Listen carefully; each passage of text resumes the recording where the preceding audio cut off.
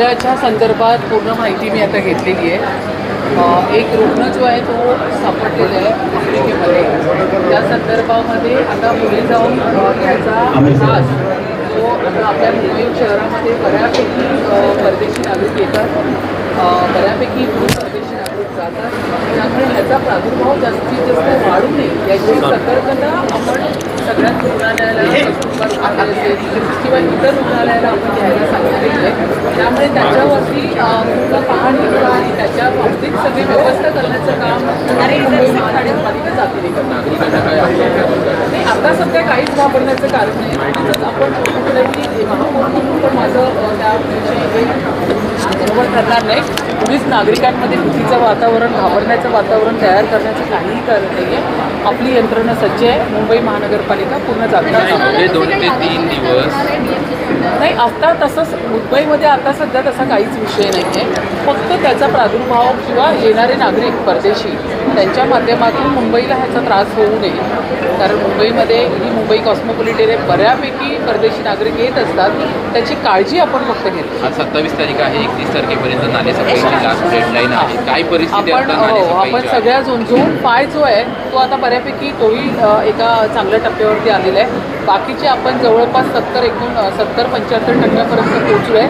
80% आपण कंप्लीट करतोच आहे. काही ठिकाणी 80% कंप्लीट झालेलं सुद्धा आहे. 80%च्या वर गेलेली आहे सफाई. आता जो मी जाऊन तिकडे पाहणी केली तर तो फ्लोटिंग काळ आहे तो दिसतोय. अदरवाईज जो डेप्थ क्लिनिंग आपण बोलतो ती संपूर्ण साफ झाली. नालेसफाईची टक्केवारी सांगितली जाते. दौऱ्याच्या पद्धतीने टक्केवारी सांगते. स्थायी समित्याचे अध्यक्ष त्यांच्याकडून एक वेगळी वाटते आणि यातच विरोधी पक्ष म्हणते की जेवढी सांगितली जाते तेवढी चालत नाही. मी पुन्हा सांगते विरोधी पक्षाला पण की त्यांनी विरोधात जाण्यापेक्षा मुंबईच्या या नालेसफाईवरती जास्त लक्ष द्यावं. आपल्याला मुंबईकरांना मॉन्सून आपल्याला मुंबईकरांना दिलासा द्यायचा आहे. मुंबई होऊ नये किंवा मुंबईमध्ये बऱ्याच ठिकाणी पाणी साचू नये यावरती आपल्याला काम करायचं आहे. विरोधी पक्षनेत्यांचं कदाचित ते कामच असेल प्रत्येक वेळा विरोध दाखवणं. परंतु मला असं वाटतं आम्ही व्हेरी मच अतिशय सकारात्मक व्हेरी मच पॉझिटिव्हरित्या आम्ही या ठिकाणी प्रत्येक नाल्यावरती आम्ही जाऊन काम करते. आमचे संपूर्ण नगरसेवक असतील, सगळे कमिटीचे अध्यक्ष असतील, स्थायी समिती अध्यक्ष असतील, सर्व उपमहापौर असतील, मी स्वतः असतील, आम्ही सर्वजण जाऊन व्यवस्थित नालेसफाईची पूर्ण माहिती आम्ही घेतो.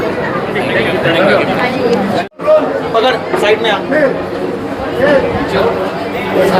साईडला हे हात दिख रहे बाबा.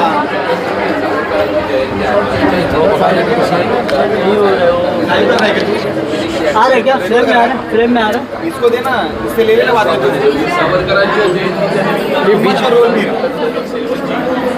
यांनी एक कौशल्य विकास केंद्र जे तयार केलं कौशल्य विकास केंद्राचं उद्घाटन मुंबई शहराच्या प्रथम नागरिक महापौर तावडेजी आणि महाराष्ट्र राज्याचे कौशल्य विकास मंत्री मंगलप्रभा चोडाजी यांच्या हस्ते आज पार पडलेलं आहे.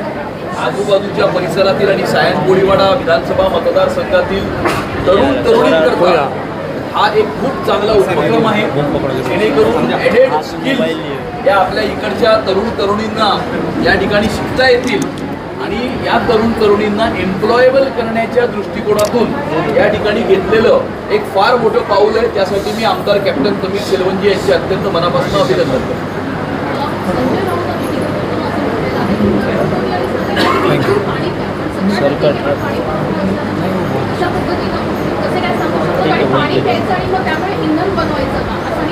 महाराष्ट्रातल्या राजकारणाचा विदूषक रोज काय बडबड करतो याच्यावरती प्रतिक्रिया देण्याची आवश्यकता मला वाटत नाही. पेट्रोल मागले, डिझेल मागले, यामध्ये आता पाणी इंधन करण्याचं काम. मी आधी जे सांगितलं ते तुम्ही कदाचित ऐकलं नाही की महाराष्ट्रातल्या राजकारणातला विदूषक रोज काय बडबड करतो याच्यावरती प्रतिक्रिया देण्याची आवश्यकता किंवा माझा आणि तुमचा दोघांचाही वेळ घालवण्याची आवश्यकता मला वाटत नाही. विधान परिषदेत की देशात लॉकडाऊनसारखी स्थिती निर्माण होऊ शकते. आर्थिक बुक बघून आंदोलन देण्यात येत आहे. ज्या काँग्रेस पक्षाला आता लॉक लावण्याची वेळ आलेली आहे त्या काँग्रेस पक्षाचे नेते काय बोलतात याकडे लक्ष देण्याची आवश्यकता नाही. संपूर्ण देशाचं लक्ष हे प्रधानमंत्री नरेंद्र मोदीजींकडे लागलेलं आहे आणि नरेंद्र मोदीजी कशा प्रकारे या जगामध्ये सुरू असलेल्या फ्युएल क्रायसिसमधनं भारताला यशस्वीरित्या बाहेर काढत आहेत.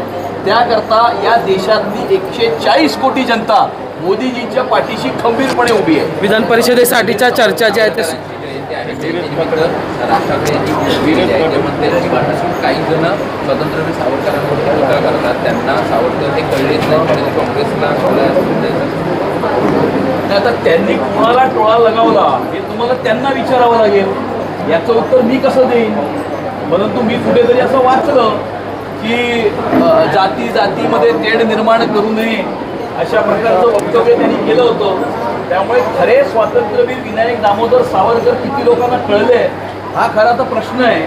की त्यांना आम्ही सांगितलं होतं की माणसाने माणसाशी माणसासम वागणे हेच अमुची प्रार्थना, हेच अमुचे मागणे.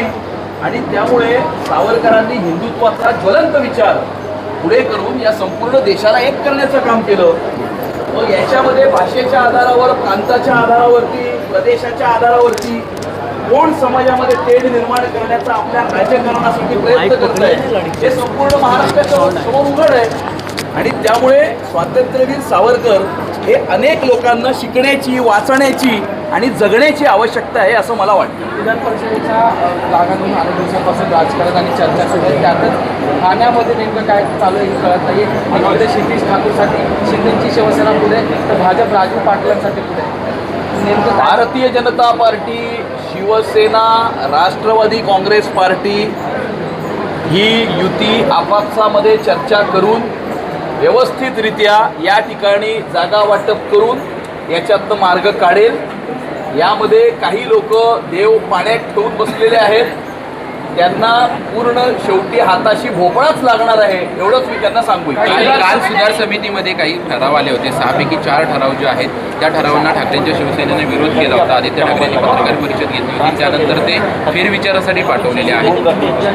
बघा, ज्यांनी 25 वर्ष मुंबई शहराला लुटलं, मुंबईचा कोपरा विकून खाल्ला, मराठी माणसाला उल्लू बनवलं, मराठी माणसाच्या नावावरती या मुंबई शहराच्या तिजोरीवरती डल्ला मारला, यांच्याकडनं आम्हाला शिकण्याची आवश्यकता नाही.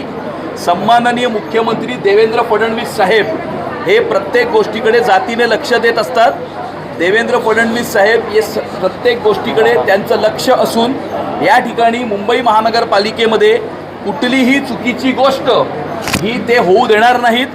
उद्या मी जरी चुकीचा वागलो तरी मलाही घरी पाठवण्याचं काम सन्माननीय मुख्यमंत्री करतील.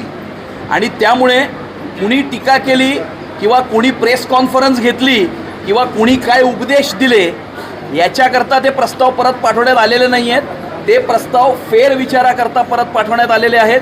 त्या प्रस्तावांवरती पूर्णपणे माहिती घेऊन त्याचा पूर्ण अभ्यास करून मुंबईकरांच्या हितामध्ये जे असेल अशाच प्रकारचा निर्णय महायुतीच्या मार्फत या ठिकाणी घेतला जाईल. त्यामुळे मुंबई शहराला विकणाऱ्यांकडनं उपदेश घेण्याची आम्हाला आवश्यकता वाटत नाही. महायुतीच्या मित्रपक्षांमध्ये शिवसेनेने सुद्धा याला विरोध केला. माझा मुख्यमंत्री देवेंद्र फडणवीस यांच्यासोबत या संदर्भात चर्चा झाली आणि त्याच्यानंतर मुख्यमंत्र्यांनी हे प्रस्ताव मागे घेण्यासाठी मग सांगितलं. मी तुम्हाला जे सांगितलं तेच मिलिंद नार्वेकर सांगतायत. याचाच अर्थ हा होतो की सन्माननीय मुख्यमंत्री जातीनं प्रत्येक गोष्टीकडे लक्ष देतात, मुंबई शहराकडे त्यांचं बारीक लक्ष आहे. त्यामुळे मिलिंद नार्वेकरजींनी हे तुम्हाला सांगण्याच्या ऐवजी त्यांच्याच पक्षाचे नेते आदित्य ठाकरे यांना ही गोष्ट सांगावी आणि समजावून सांगावी की कशा प्रकारे मुख्यमंत्री मुंबई शहराला पुढे घेऊन जात आहे. मनोज जरांगे 30 तारखा असून पुन्हा एकदा आंदोलनाला बसण्याच्या भूमिकेत आतंकीच पत्रकार परिषद त्यांनी घेतली आहे. पुन्हा एकदा मराठा समाजासाठी आंदोलन करायचं असं हे आंदोलन मराठा समाजासाठी नसून हे आंदोलन महाराष्ट्राचे सन्माननीय लोकप्रिय मुख्यमंत्री देवेंद्र फडणवीसजी यांना टार्गेट करण्यासाठी आंदोलन आहे. आणि त्यामुळे एक कुठलीही व्यक्ती अशा प्रकारे मराठा समाजाचा नेता होऊ शकत नाही. मराठा समाजाचे अनेक नेते आहेत. मराठा समाजाला या महाराष्ट्रामध्ये खऱ्या अर्थानं न्याय कोणी मिळवून दिला असेल तर तो सन्माननीय मुख्यमंत्री देवेंद्र फडणवीसजी यांनीच हा त्या ठिकाणी मिळवून दिलेला आहे. ज्यामुळे असंख्य मराठा तरुणींना या ठिकाणी नोकऱ्यांमध्ये आणि शिक्षणामध्ये आरक्षण प्राप्त झालेलं आहे. ते देवेंद्रजींच्या प्रयत्नांमुळे प्राप्त झालेलं आहे. सूर्यावरती थुंकल्यामुळे सूर्याला काही फरक पडत नसतो, ती थुंकी आपल्यावरती परत येत असते. ते म्हणतात की उष्माघातामुळे जर माझा जीव गेला तर याला पूर्णपणे जबाबदार मुख्यमंत्री देवेंद्र फडणवीस. देवेंद्र फडणवीस साहेबांनी त्यांना सांगितलं नाही ना आंदोलन करायला. आणि त्यामुळे पहिलं तर ते कशा करता आंदोलन करतायत याचं स्पष्टीकरण त्यांनी द्यावं. मागच्या वर्षी शासनाने जो GR काढला होता तो GR कसा योग्य आहे, तो GR कसा जस्टिफाईड आहे, हे त्यांनी वारंवार मीडियाच्या समोर प्रेस कॉन्फरन्सेस घेऊन सांगितलेलं आहे की कशा प्रकारे मराठा समाजाला न्याय मिळालाय. 8 महिन्यापूर्वी सरकारने काढलेला GR हा जस्टिफाईड होता आणि तो जर योग्य होता, मग आज आंदोलन करण्याचं कारण काय याचं उत्तर त्यांनी द्यावं. कल्याणच्या दुर्गाडी किल्ल्यावरती खरीप हंगाम चालू होतोय, पुढची समस्या आहे, त्याच्यामध्ये हे आंदोलन होतं.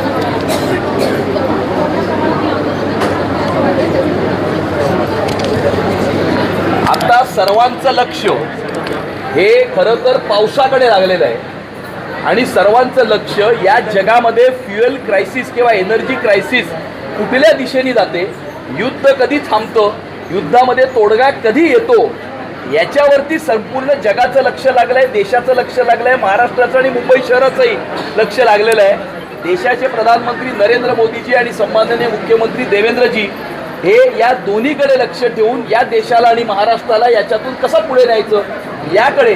त्यामुळे माझी काही लोकांना विनंती आहे की देशाच्या हितामध्ये कृपया करून देवेंद्रजींचं लक्ष विचलित करण्याचा प्रयत्न करू नका आणि हेही विसरू नका की चक्रव्यूह भेदणारा हा अभिमन्यू आहे, चक्रव्यूहामध्ये फसणारा अभिमन्यू नाही. कल्याणच्या दुर्गाडी किल्ल्यावरती प्रवेशबंदी घटना करण्यात आलेली आहे.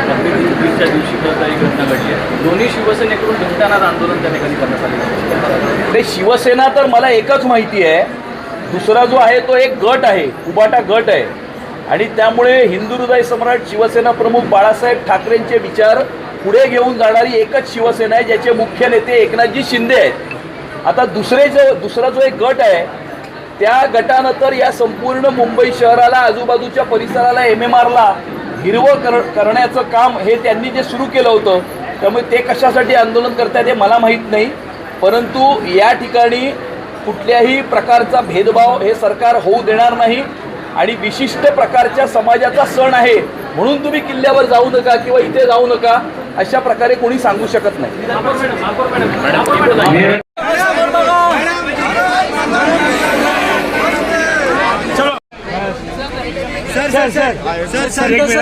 सर एक मिनिट ओके वेट चलिए मैडम को लो, मैडम को